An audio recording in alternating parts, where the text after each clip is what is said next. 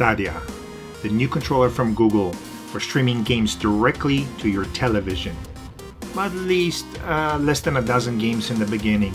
So we're going to open it up, we're going to take a look, see how it feels, describe the build quality, and generally see what it can do and what they have done with it.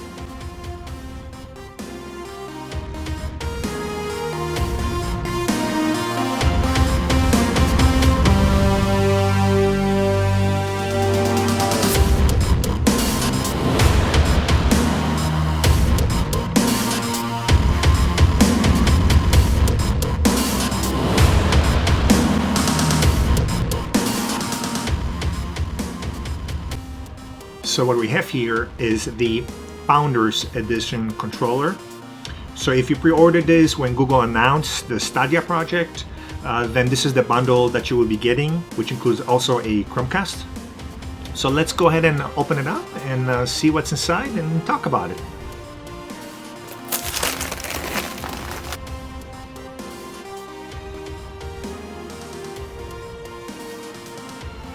The Founders Edition is the only way to get this controller in the navy blue color.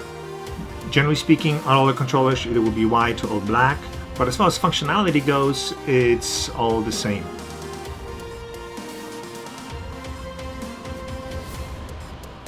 First of all, from the top of my head here, quite smooth texture on the very top, nice and smooth. I can see how it should be quite easily to move your fingers back and forth between the buttons. Meanwhile on the bottom, that's quite rough, while on top, quite smooth. I kind of appreciate that. I can see how it's going to sit very firmly in my hand, allow me a nice grip and prevent slippage. Overall, feels pretty smooth and quite solid and comfortable in the hand. Surprisingly, a little bit heavy, likely the battery that allows it to weigh that much, which is going to be interesting how much actual life of playtime we get out of this, considering it has to do a simultaneous transfer and Wi-Fi connectivity at your home, as well as allow the mic to function once that functionality becomes available. Now, as far as the color schema, no difference to me whether that's black, white, or navy blue. All of them have the USB-C port for charging and playing over wire, as well as the headphone and mic jack, your Stadia button, as well as your common buttons, two joysticks, which feel quite nice, nice feedback, come back very quickly, quite snappy. You have the two left and right buttons and their positions exactly where we would want them. I kind of appreciate how tight that seam is over here. Usually when you play over time, you kind of get some dirt in there, so the tighter that is, the better. I highly suggest you clean your controllers periodically. But as far as that compares to the white one, both quite equally visually stimulating, but I'm really curious to see how well this plastic holds up to wear and tear over time. So that's yet to be determined. So let's take a look and see what else is in the box. We have the USB-C charging cable with the old style plug on the other end, the wall plug,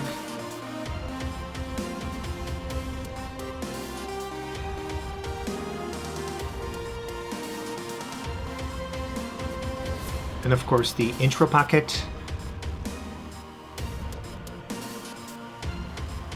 a nice brief letter, and some instructions to show you how to set it up. Oh, stickers.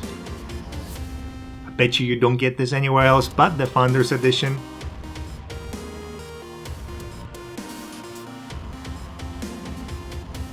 And of course, we have the Chromecast Ultra. And we need this if you intend to play. Only the Chromecast Ultra can support Stadia streaming up to 4K. It's a requirement. And according to Google, you need the one included in the Founders package because it's the only one that has the firmware that will work with Stadia in the beginning, and maybe sometime before the rest of the Chromecast Ultras out that get the necessary firmware. So what we have here is not only a charging brick, but also an Ethernet port for your Chromecast, which allows it to get connected directly to your physical network, bypassing the additional lag that would surface through a Wi-Fi connection.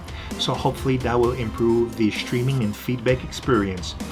Now, you still can connect it through Wi-Fi, but I'd highly recommend to use a wired connection that's offered here. And there we have it. That's all for the unboxing. Next, we're going to test some games, and as a sneak peek, here is a bit of Samurai Shodown. But if you want the full in-game and app review, please tune back for next video, and don't forget to ask any questions you have and leave us some feedback. But also, please subscribe to support our channels, and until next time.